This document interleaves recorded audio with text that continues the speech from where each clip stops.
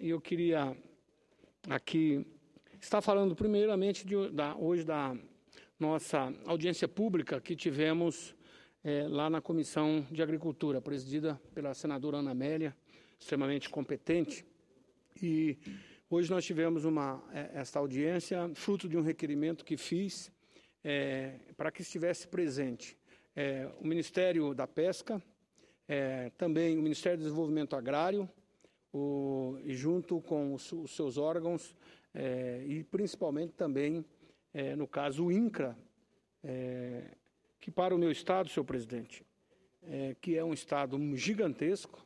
Mato Grosso, tenho dito, é um estado de 900 mil quilômetros quadrados, temos uma população muito pequena, mas em termos de assentamento do INCRA, nós somos o estado que tem o maior volume de assentamentos do INCRA. Inclusive estava lá presente também o prefeito Assis Raupp, que é sobrinho do nosso senador Raupp, e na cidade de Coniza, onde ele administra, temos lá quase 400 mil hectares de assentamento. E o que nós cobrávamos do INCRA, e até tive a oportunidade de falar ao representante do INCRA, o diretor, que no Mato Grosso a gente costuma chamar o INCRA, não de INCRA, mas de encravado, dado as dificuldades que aquele órgão tem para atender o cidadão, principalmente o assentado da reforma agrária. A maioria dos assentamentos do Brasil, senhor presidente, ainda não teve a sua emancipação. E no Mato Grosso não foge à regra. E os dados que o próprio INCRA apresentou hoje é que menos de 11% de todos os assentamentos do Brasil que foram até hoje emancipados. Ou seja, dar a terra é extremamente importante. Agora, não adianta só dar a terra e não dar condições para que o pequeno produtor possa tirar dali a sua sobrevivência e, principalmente, gerar riqueza. O meu estado, o estado de Mato Grosso, nós temos o orgulho de estar dizendo que somos o campeão em produção. O maior produtor de soja no Brasil, o maior produtor de algodão, o maior rebanho bovino, o maior produtor de milho. Hoje já estamos uma grande produção para ser o maior produtor de frangos, de carne de frango, produtor de suínos. A piscicultura mato-grossense hoje também ela tem avançado muito, já somos também de Água Doce um grande produtor brasileiro, mas infelizmente o pequeno produtor ainda passa muitas dificuldades. Hoje nós ainda, o estado de Mato Grosso, importamos hortifruti granjeiros. E isso é inconcebível, um estado com aquela extensão territorial, com a população tão pequena, ainda ter que importar os produtos hortifruti granjeiro. E isso por quê? Porque o pequeno produtor não está tendo uma assistência por parte do INCRA e por parte de todos os organismos de assistência técnica. As EMATERs foram praticamente desmanteladas no Brasil, abandonadas, né? E é isso que estávamos lá cobrando e pudemos constatar que esta é a realidade que vive não só o Mato Grosso, mas também a maioria dos estados brasileiros.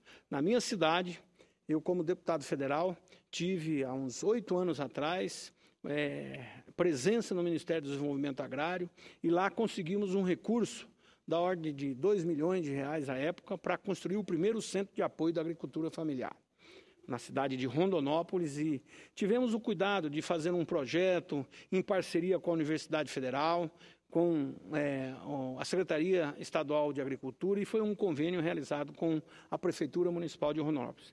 E alocamos esse Centro de Apoio da Agricultura Familiar ao lado da universidade, exatamente para que ele pudesse ter nesse espaço o local de manipulação dos produtos, empacotamento dos produtos, porque além da dificuldade do pequeno produtor de produzir, é também colocar lá na revenda, nos supermercados, que hoje já existe a inspeção sanitária, já exige o código de barra e todas as condições necessárias para que o supermercado receba esse produto. E a nossa intenção com esse Centro de Apoio da Agricultura Familiar é exatamente isso. Além de ter lá laboratório, sala de aula, para que pudesse servir, além de apoio ao pequeno produtor, à pesquisa e também ao ensino da universidade, principalmente com a criação do curso de zootecnia. Aliás, quero aproveitar aqui também, anteontem, foi o dia do zootecnista, em que comemoramos. Eu, como médico veterinário, quero aqui parabenizar a todos os zootecnistas brasileiros, que têm um papel também fundamental, principalmente nessa área da extensão, mas principalmente na área de reprodução animal. Enfim, os zootecnistas também, juntamente com a classe de veterinários e agrônomos, mas principalmente os veterinários, que pertencemos ao mesmo Conselho Federal de Medicina Veterinária, somos responsáveis, principalmente pela qualidade do alimento que abastece a população brasileira. E aqui, voltando nessa questão do Centro de Apoio à Agricultura Familiar, até hoje, senhor presidente, esse centro não funciona. E eu já cobrei muito do Ministério do Desenvolvimento Agrário, porque o Ministério fez até a sua parte, repassar o recurso, mas é importante também acompanhar, senhor presidente, aonde vão esses recursos. Hoje no Brasil, inclusive o meu pronunciamento aqui, que vou ler daqui a pouco, a gente fala muito dessas questões das carências, das dificuldades que vive a população e a carência de recursos no Brasil. Mas eu acredito que muito mais é a questão do planejamento necessário, que hoje no Brasil, infelizmente, a gente não tem um planejamento ideal.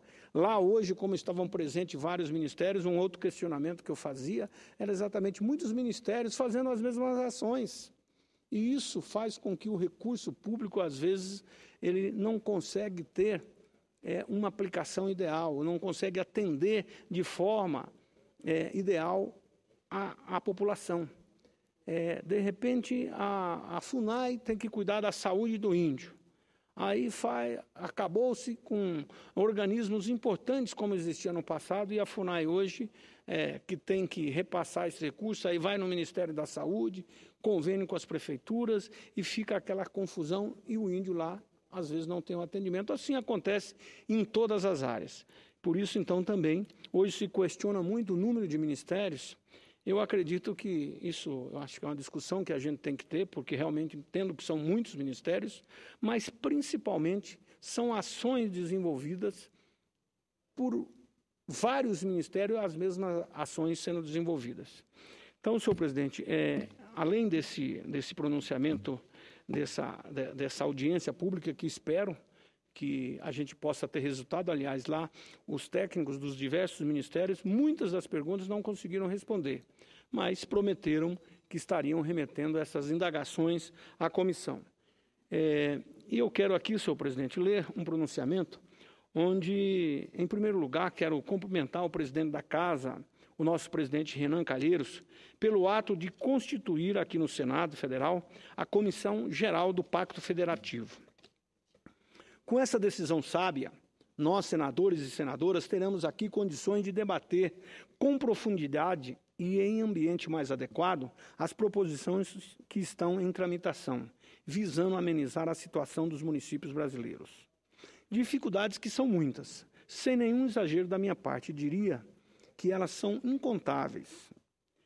Todos os dias acompanhamos pelos mais diversos meios situações que nos mostram a deterioração dos serviços prestados ao cidadão.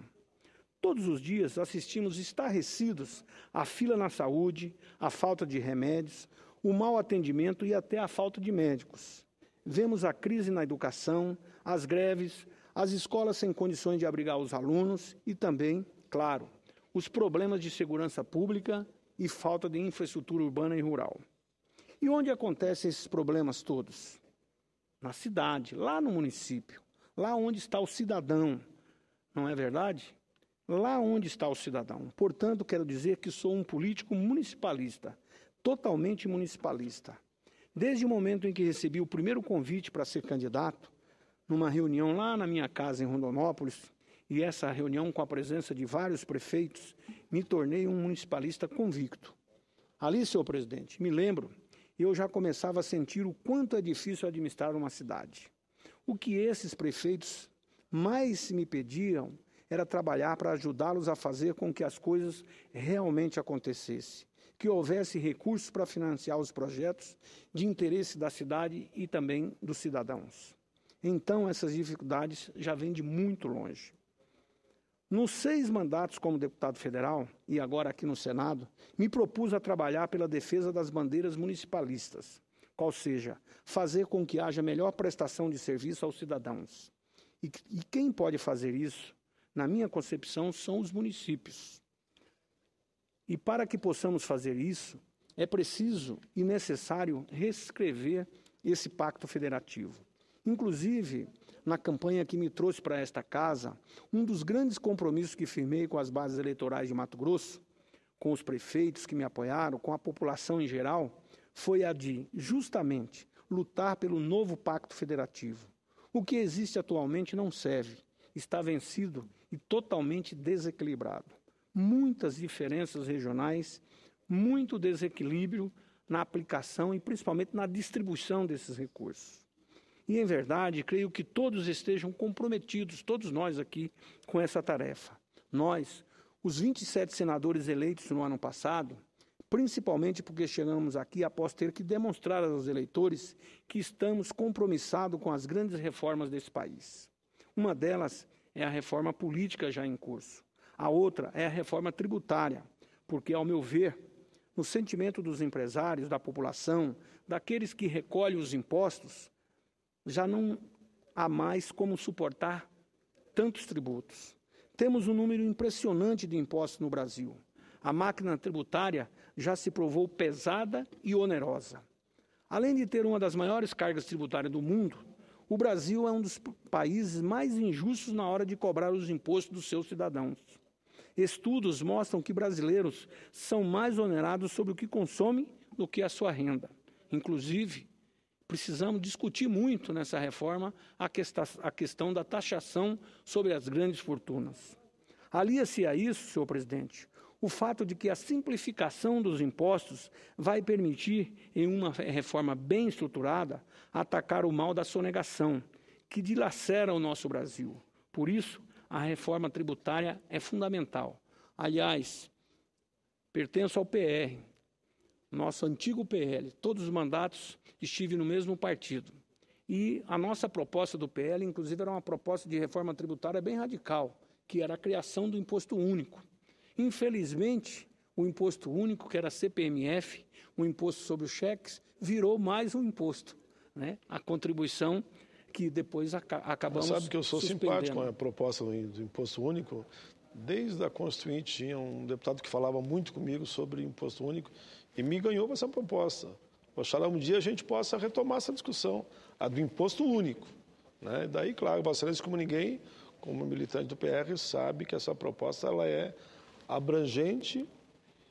As pessoas que efetivamente têm que pagar, pagarão, e não como é hoje, que uns pagam muito e outros não pagam nada, devido à malandragem da sonegação. Esse é o grande problema, a tal da sonegação. E como dizia Delfim Neto, só paga imposto no Brasil quem não tem capacidade de contratar um bom contador e um bom advogado. Por isso, o combate à sonegação é fundamental. Mas também, senhor presidente, se a gente não simplificar, hoje é muito complexo para uma pequena empresa, para uma média empresa, atender essa burocracia infernal. O custo da empresa, o lucro da empresa acaba sendo todo ele corroído pela necessidade infernal de atender essa burocracia que a máquina arrecadadora sempre exige. Aliás, também eu já ouvi muito essa frase. Um fiscal que busca os descaminhos, às vezes ele tem mais poder do que uma polícia competente. Então, é importante essa questão da simplificação dos impostos. E aí, alia-se a isso, senhor presidente, o fato de que a simplificação dos tributos vai permitir, nesta reforma, muito mais condições para que o cidadão esteja de bem com a lei. Por isso é essa nossa insistência em fazer com que a gente faça uma reforma tributária que venha simplificar. Aliás, estivemos lá com a presidente Dilma, junto com o ministro Afif, onde ele lançou o Brasil Mais Simples. Realmente é uma inovação. Agora precisamos avançar e colocar isso realmente em prática. E espero que essa incansável luta do ministro Afif Domingos, ela possa se transformar em uma decisão de fazer esse Brasil mais simples, mais burocrático, o mais rápido possível. Mas, senhor presidente, colegas e senadores e senadoras, público que nos acompanha nesse momento, imprensa e a galeria, Vejo o Pacto Federativo como uma situação quase que urgente e indispensável para o nosso Brasil. As responsabilidades impostas aos municípios exigem que adotemos aqui as devidas medidas para reduzir esse sufoco que vivem os municípios e que resultam nessas inúmeras queixas de todo cidadão. E sempre tenho dito, a dona de casa que está lá na fila de espera para levar o seu filho ao atendimento médico, ela tem pressa. Quem está numa estrada esburacada e quer chegar para fazer os seus atendimentos, ir a um hospital, a uma escola, tem pressa. Não pode ficar essa situação em que o cidadão sinta que não vale a pena pagar o imposto.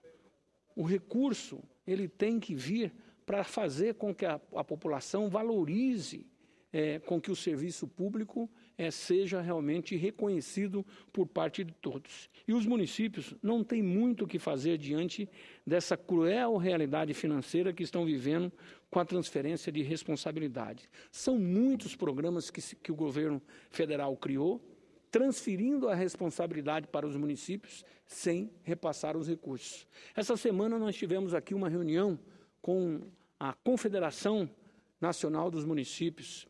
Tivemos aqui a presença de inúmeros prefeitos para discutir exatamente essa questão.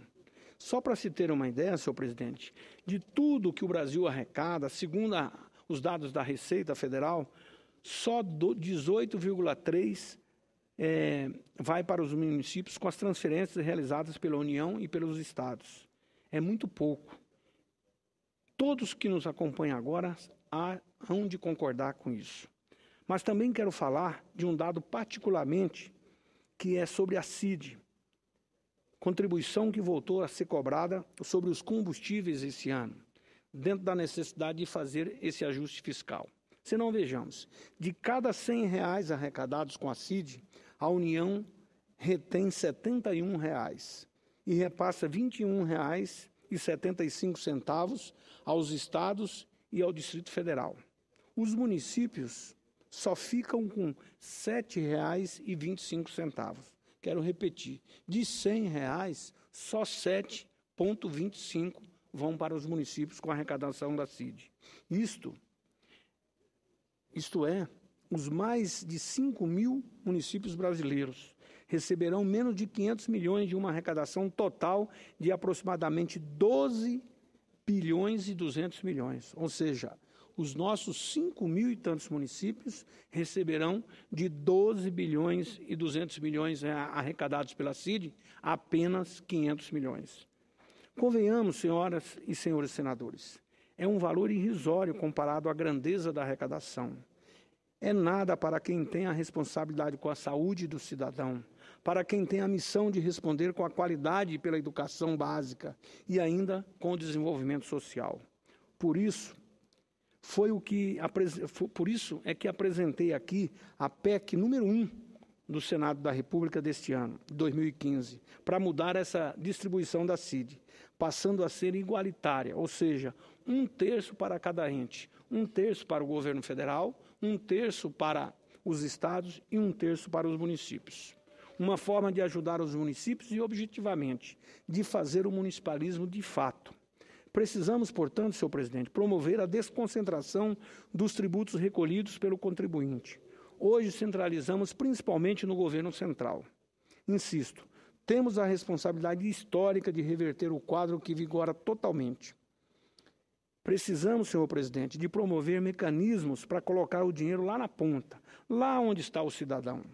Até para que haja uma melhor aplicação do dinheiro do contribuinte, uma fiscalização mais firme, mais próxima. Lá estão os vereadores, que estão no dia a dia junto com a população, que ouvem as reclamações e que podem fiscalizar melhor a aplicação do recurso. Lá está o Ministério Público e, acima de tudo, lá está o cidadão, que pode acompanhar o dia a dia da aplicação do recurso, principalmente se a gente exigir cada vez mais, através da Lei de Responsabilidade Fiscal, a divulgação dos balancetes dos municípios, a demonstração e até a participação do cidadão através dos conselhos, que já está previsto na legislação. E eu acredito nisso. Creio que o dinheiro no município é muito melhor empregado. de forma que parabenizo o presidente Renan por acatar a proposta de criação da Comissão Geral do Pacto Federativo. Apoiei a proposta lançada pela Confederação Nacional dos Municípios, aqui nessa semana, como eu já disse. Como sempre digo aqui, eu sou um homem de muita fé, que acredito na grandeza da nossa nação, na força de trabalho, na produção. Sou um municipalista que crê na força do povo, que acredita na sua boa vontade de fazer a sua parte e receber aquilo que é devido e justo. Estamos vivendo um período de crise e de necessidade de ajuste fiscal. E eu, como homem de fé, creio que é nesse momento que encontramos as forças para nos reerguer, ressurgir e até mesmo reinventar pelo bem coletivo. A revisão do Pacto Federativo significa tudo isso: reerguer, fazer ressurgir, reinventar a construção de um Brasil mais justo. Por isso, senhor presidente, quero aqui inclusive dizer também que estou relatando o projeto de resolução 01, que trata da guerra fiscal no Brasil. Esta semana tivemos na Comissão de Desenvolvimento Regional uma discussão com a presença de da presença do CONFAS, a presença de vários secretários de Estado, a presença também de senadores importantes, como o senador Delcídio Amaral, a presença do Walter Pinheiro, e outros senadores que lá estiveram discutindo esse assunto. A próxima semana já está marcado, senhor presidente, uma reunião com o ministro Levi, onde todos os senadores serão convidados. Faremos em 2 etapas essa reunião exatamente para discutir isso. A guerra fiscal hoje, ela está aniquilando os estados brasileiros. O ICMS foi um imposto criado, com tarifas definidas, mas aí começou a cada estado, para incentivar para que uma empresa para lá fosse, abrir mão desses impostos, criando esses incentivos fiscais. E hoje já corremos, inclusive, um risco. É possível a Justiça, o Supremo Tribunal Federal, fazer com que essas empresas que montaram, que foram para os estados, para o interior, que construíram as suas empresas lá, possam ter que pagar os impostos do passado que gozaram de imposto de um incentivo fiscal que não foi aprovado legalmente pelo CONFAS. Então, a guerra fiscal ela pode levar a uma insegurança jurídica muito grande no Brasil. Por isso é que estamos trabalhando em conjunto e espero, depois de tantas audiências, de tantas conversas, inclusive quero elogiar aqui o ministro Levi, porque tem sido um ministro da Fazenda que está buscando dialogar, conversar, tanto é que esteve em Goiânia numa reunião com todo o CONFAS, agora, semana passada, lá no Nordeste, com todos os governadores do Nordeste, e hoje já são apenas o estado do Paraná é que não aderiu a essa proposta da gente buscar gradativamente a redução da tarifa do ICMS, chegando a 4%. Mas também, como nós já votamos aqui, honrando aquilo que já foi, dando legalidade àquilo que já foi feito no passado. Por isso, senhor presidente, quero contar também com Vossa Excelência nessa luta. Sei que Vossa Excelência tem feito um grande trabalho, principalmente na área social. Agora, é exatamente a justiça tributária que vamos ter condições de fazer com que o trabalhador, com que as empresas possam sobreviver e gerar emprego no Brasil. Muito obrigado, senhor presidente.